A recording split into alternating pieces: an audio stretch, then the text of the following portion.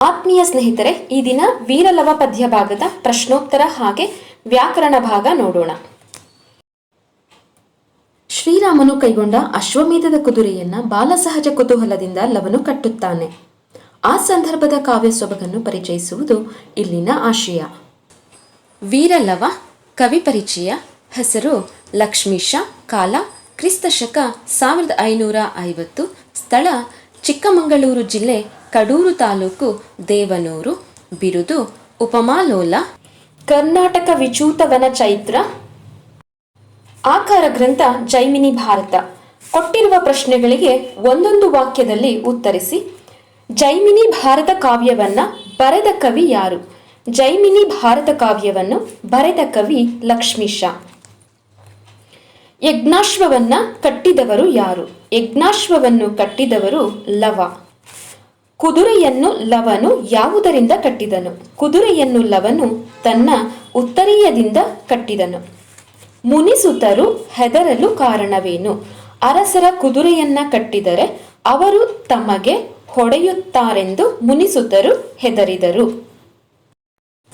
ಕೊಟ್ಟಿರುವ ಪ್ರಶ್ನೆಗಳನ್ನು 3-4 ವಾಕ್ಯಗಳಲ್ಲಿ ಉತ್ತರಿಸಿ. ವಾಲ್ಮೀಕಿ ಆಶ್ರಮಕ್ಕೆ ಯಜ್ಞಾಶ್ವವು ಬಂದ ಬಗೆಯನ್ನು ವಿವರಿಸಿ.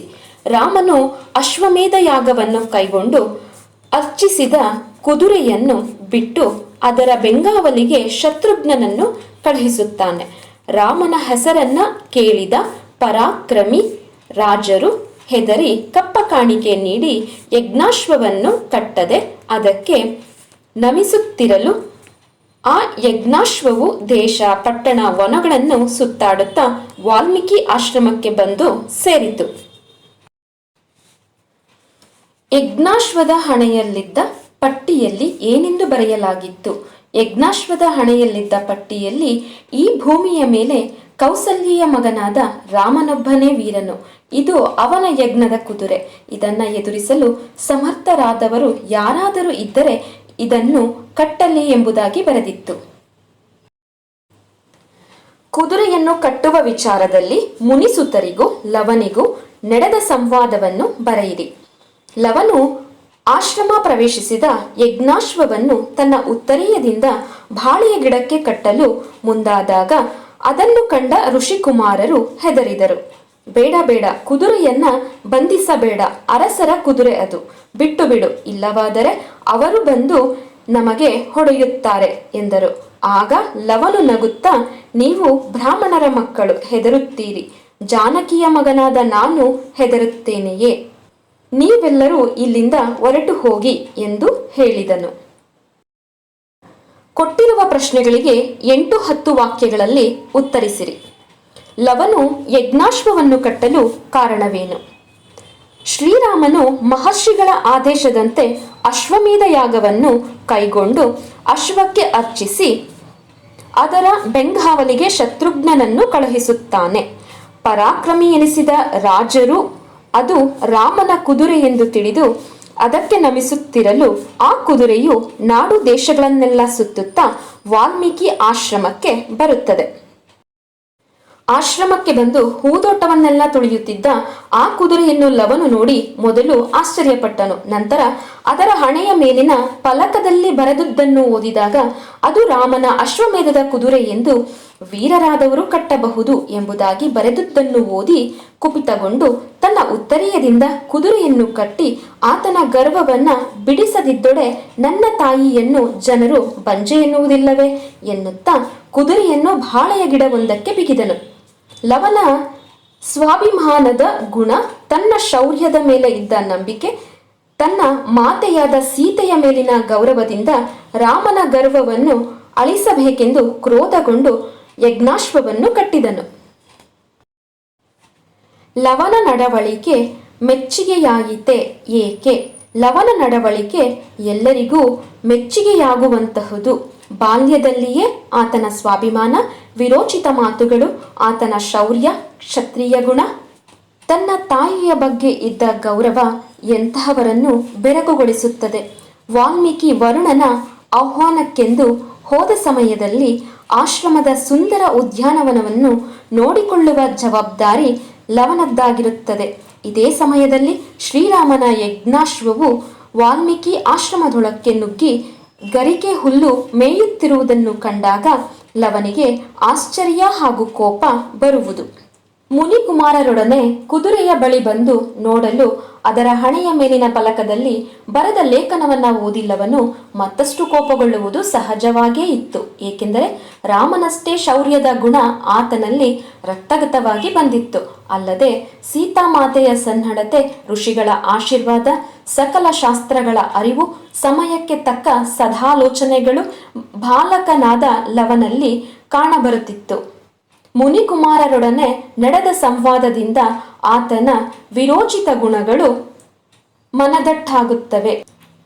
ಮುನಿಕುಮಾರರು ರಾಮನ ಕಡೆಯವರು, ಬಂದು ಬಡಿಯುವರು ಎಂಬ ಮಾತು ಕೇಳಿದ ಲವನು, ನೀವು ಪರ್ವರ ಮಕ್ಕಳು, ಅಂಜಿದರೆ ಜಾನಕಿಯ ಮಗನಾದ ನಾನಿದಕ್ಕೆ ಬೆದರುವೆನೆ ಎಂದು ಬಿಲ್ಲನ್ನು ಎದೆಗೇರಿಸಿ ಜಿಗಿಯುವುದಕ್ಕೆ ಸಿದ್ಧನಾದದ್ದು ಅವನ ಸ್ವಾಭಿಮಾನ ಶೌರ್ಯಕ್ಕೆ ಸಾಕ್ಷಿಯಾಗಿದೆ. ಇಂತಹ ಸ್ವಾಭಿಮಾನಿ ವೀರಲವನ ನಡವಳಿಕೆ ಎಲ್ಲರಿಗೂ ಮೆಚ್ಚುಗೆಯಾಗುವುದು. ಸಂದರ್ಭ ಸಹಿತ ಸ್ವಾರಸ್ಯವನ್ನು ಬರೆಯಿರಿ. ರಘುದ್ವಹನ ಸೊಲ್ಗೇಳಿ ನಮಿಸಲ್. ಆಯ್ಕೆ ಈ ವಾಕ್ಯವನ್ನ ಲಕ್ಷ್ಮೀಶ ಕವಿ ಬರೆದಿರುವ ವೀರಲವ ಎಂಬ ಪದ್ಯದಿಂದ ಆರಿಸಲಾಗಿದೆ. ಆಕಾರ ಗ್ರಂಥ ಜೈಮಿನಿ ಭಾರತ. ಆಯ್ಕೆ ಈ ಮಾತನ್ನ ಕವಿ ಓದುಗರಿಗೆ ಹೇಳುತ್ತಾರೆ. ಸಂದರ್ಭ ಶ್ರೀರಾಮನ ಯಜ್ಞಾಶ್ವವು ದೇಶ ನಗರ ಉಪವನಗಳೆಲ್ಲ ಎಡೆಯಲ್ಲಿಯೂ ಸಂಚರಿಸುತ್ತಿರಲು ರಾಜರು ರಾಮನ ಹೆಸರು ಕೇಳಿಯೇ ಹೆದರಿ ನಮಸ್ಕರಿಸುತ್ತಿದ್ದರೆಂಬ ಸಂಗತಿಯನ್ನ ಹೇಳುವ ಸಂದರ್ಭ ಇದಾಗಿದೆ. ಸ್ವಾರಸ್ಯ, ರಾಮನ ಬಗ್ಗೆ ಇತರ ರಾಜರಿಗೆ ಇರುವ ಭಕ್ತಿ ಮತ್ತು ಭಯವು ಇಲ್ಲಿ ವ್ಯಕ್ತವಾಗುತ್ತದೆ. ತನ್ನ ಮಾತೆಯಂ ಸರ್ವಜನಮು ಬಂಜೆಯನ್ನ ದಿರ್ದಪುದೆ. ಆಯ್ಕೆ ಈ ವಾಕ್ಯವನ್ನ ಲಕ್ಷ್ಮೀಶ ಕವಿ ರಚಿಸಿರುವ ವೀರಲವ ಎಂಬ ಪದ್ಯದಿಂದ ಆರಿಸಲಾಗಿದೆ. ಆಕಾರ ಗ್ರಂಥ ಜೈಮಿನಿ ಭಾರತ. ಹೇಳಿಕೆ ಈ ಮಾತನ್ನು ಲವ ಮುನಿಸುತರಿಗೆ ಹೇಳುತ್ತಾರೆ. ಸಂದರ್ಭ, ಲವನು ಯಜ್ಞಾಶ್ವದ ಹಣೆಯ ಮೇಲಿನ ಫಲಕದಲ್ಲಿದ್ದ ಲೇಖನವನ್ನ ಓದಿ ತನ್ನ ಉತ್ತರೀಯವನ್ನು ಕುದುರೆಯ ಕೊರಳಿಗೆ ಬಿಗಿದು ಬಾಳೆಯ ಗಿಡಕ್ಕೆ ಅದನ್ನು ಕಟ್ಟಲು ಹೋಗುತ್ತಿರಲು ಮುನಿಕುಮಾರರು ಭಯಗೊಂಡು ಕುದುರೆಯನ್ನ ಕಟ್ಟಬೇಡ, ಬಿಟ್ಟು ಬಿಡು ಎಂದಾಗ ಲವನು ಮೇಲಿನ ವಾಕ್ಯವನ್ನು ಹೇಳುತ್ತಾನೆ. ಸ್ವಾರಸ್ಯ, ಲವನಲ್ಲಿ ಅಡಗಿರುವ ಕ್ಷತ್ರಿಯ ವಂಶದ ಗುಣವನ್ನು ಇಲ್ಲಿ ಕಾಣಬಹುದು. ಅರಸುಗಳ ವಾಜಿಯಂ ಬಿಡು. ಆಯ್ಕೆ ಈ ವಾಕ್ಯವನ್ನ ಲಕ್ಷ್ಮೀಶ ಕವಿ ರಚಿಸಿರುವ ವೀರಲವ ಎಂಬ ಪದ್ಯದಿಂದ ಆರಿಸಲಾಗಿದೆ. ಆಕಾರ ಗ್ರಂಥ ಜೈಮಿನಿ ಭಾರತ. ಹೇಳಿಕೆ ಈ ಮಾತನ್ನ ಮುನಿಸುತರು ಲವನಿಗೆ ಹೇಳುತ್ತಾರೆ. ಸಂದರ್ಭ, ಲವನು ಯಜ್ಞಾಶ್ವದ ಹಣೆಯ ಮೇಲಿದ್ದ ಫಲಕದಲ್ಲಿನ ಲೇಖನವನ್ನ ಓದಿ ತನ್ನ ಉತ್ತರೀಯದಿಂದ ಕುದುರೆಯನ್ನು ಬಾಳೆಯ ಗಿಡಕ್ಕೆ ಕಟ್ಟಲು ಹೊರಟಾಗ ಮುನಿಸುತರು ಲವನಿಗೆ ಮೇಲಿನ ವಾಕ್ಯದಂತೆ ಹೇಳುತ್ತಾರೆ. ಸ್ವಾರಸ್ಯ, ಮುನಿಸುತರ ಸಾತ್ವಿಕ ಗುಣವನ್ನ ಇಲ್ಲಿ ಕಾಣಬಹುದು. ಜಾನಕಿಯ ಮಗನಿದಕ್ಕೆ ಬೆದರುವನೆ. ಆಯ್ಕೆ ಈ ವಾಕ್ಯವನ್ನ ಲಕ್ಷ್ಮೀಶ ಕವಿ ರಚಿಸಿರುವ ವೀರಲವ ಎಂಬ ಪದ್ಯಭಾಗದಿಂದ ಆರಿಸಲಾಗಿದೆ. ಆಕಾರ ಗ್ರಂಥ ಜೈಮಿನಿ ಭಾರತ. ಹೇಳಿಕೆ ಈ ಮಾತನ್ನು ಲವನು ಮುನಿಸುತರಿಗೆ ಹೇಳುತ್ತಾರೆ. ಸಂದರ್ಭ, ಲವನು ಯಜ್ಞಾಶ್ವವನ್ನು ಕಟ್ಟಲು ಮುಂದಾದಾಗ ಭಯಗೊಂಡಿದ್ದ ಮುನಿಕುಮಾರರು ಈ ಕುದುರೆ ರಾಜನದು, ಬಿಟ್ಟು ಬಿಡು, ಇಲ್ಲವಾದರೆ ಅರಸರ ಕಡೆಯವರು ನಮ್ಮನ್ನು ಬಡಿಯುವರು ಎನ್ನುತ್ತಾರೆ. ಆಗ ವೀರನಾದ ಲವನು ಈ ವಾಕ್ಯವನ್ನ ಹೇಳಿದನು. ಸ್ವಾರಸ್ಯ, ಲವನ ಧೈರ್ಯ, ತಾಯಿಯ ಮೇಲಿನ ಗೌರವವನ್ನು ಇಲ್ಲಿ ಕಾಣಬಹುದು. ಹೊಂದಿಸಿ ಬರೆಯಿರಿ. ದೇವನೂರು ಲಕ್ಷ್ಮೀಶ, ಕೌಸಲ್ಯ ರಾಮ, ವರುಣ ಅಬ್ಧಿಪ, ವಾಲ್ಮೀಕಿ ಮುನಿ, ತುರಂಗ ಅಶ್ವ. ಭಾಷಾ ಚಟುವಟಿಕೆ. ಸೊಲ್ಗೇಳಿ, ಸೊಲ್ಲಂ ಪ್ಲಸ್ ಕೇಳಿ ಕ್ರಿಯಾ ಸಮಾಸ. ನಲ್ಗುದುರೆ, ನಲ್ಲಿತು ಪ್ಲಸ್ ಕುದುರೆ ಕರ್ಮಧಾರೆಯ ಸಮಾಸ. ಬಿಲ್ಗೊಂಡು, ಬಿಲ್ಲಂ ಪ್ಲಸ್ ಕೊಂಡು ಕ್ರಿಯಾ ಸಮಾಸ. ಬಿಲ್ದಿರುವನೇರಿಸಿ, ಬಿಲ್ದಿರುವನ್ನು ಪ್ಲಸ್ ಏರಿಸಿ ಕ್ರಿಯಾ ಸಮಾಸ. ಪೂದೋಟ, ಪೂವಿನ ಪ್ಲಸ್ ತೋಟ ತತ್ಪುರುಷ ಸಮಾಸ. ತತ್ಸಮ ತದ್ಭವ ರೂಪ ಬರೆಯಿರಿ. ವೀರ ವೀರ, ಯಜ್ಞ ಜನ್ನ, ಬಂಜೆ ವಂದ್ಯ. ವಿಂಗಡಿಸಿ ಸಂಧಿಯ ಹೆಸರು ಬರೆಯಿರಿ. ಚರಿಸುತ ದ್ವರದ. ಚರಿಸುತ ಪ್ಲಸ್ ಅಧ್ವರದ ಲೋಪಸಂಧಿ. ನಿಜಾಶ್ರಮ. ನಿಜ ಪ್ಲಸ್ ಆಶ್ರಮ ಸವರ್ಣ ದೀರ್ಘ ಸಂಧಿ. ಲೇಖನವನೋದಿ. ಲೇಖನವನು ಪ್ಲಸ್ ಓದಿ ಲೋಪಸಂಧಿ. ತೆಗೆದುತ್ತರೀಯಮಂ. ತೆಗೆದು ಪ್ಲಸ್ ಉತ್ತರೀಯಮಂ ಲೋಪಸಂಧಿ. ಬೇಡ ಬೇಡರಸುಗಳ. ಬೇಡ ಬೇಡ ಪ್ಲಸ್ ಅರಸುಗಳ ಲೋಪಸಂಧಿ. ನಿಂತಿರ್ದನು. ನಿಂತು ಪ್ಲಸ್ ಇರ್ಧನು ಲೋಪಸಂಧಿ. ಬಹು ಆಯ್ಕೆ ಪ್ರಶ್ನೆಗಳು. ರಾಮನ ಯಜ್ಞಾಶ್ವವನ್ನು ಕಟ್ಟಿದ ವೀರಕುಮಾರ ಲವ. ಅಶ್ವಮೇಧ ಕುದುರೆಯ ರಕ್ಷಣೆಗಾಗಿ ಹೊರಟವನು ಶತ್ರುಘ್ನ. ಅಶ್ವಮೇಧದ ಕುದುರೆಯು ನಾನಾ ದೇಶಗಳನ್ನು ಸುತ್ತಾಡಿದ ನಂತರ ಈ ಆಶ್ರಮವನ್ನು ಹೊಕ್ಕಿತು. ವಾಲ್ಮೀಕಿ ಆಶ್ರಮ. ಲವನು ಕುದುರೆಯನ್ನು ಇದರಿಂದ ಕಟ್ಟಿದನು, ಉತ್ತರಿಯಿಂದ. ವಾಲ್ಮೀಕಿ ಮಹರ್ಷಿಗಳು ಹೋಗಿದ್ದು ವರುಣ ಲೋಕಕ್ಕೆ. ಶ್ರೀರಾಮನ ತಾಯಿ ಕೌಸಲ್ಯ. ಲವನು ಕುದುರೆಯನ್ನು ಕಟ್ಟಿದ್ದು ಕದಳಿ ದ್ರುಮಕ್ಕೆ, ಬಾಳೆ. ಲವ ಕುಮಾರನಿಗೆ ಕುದುರೆಯನ್ನ ಕಟ್ಟಬೇಡ ಎಂದು ಸಲಹೆ ನೀಡಿದವರು ಮುನಿಸುತರು.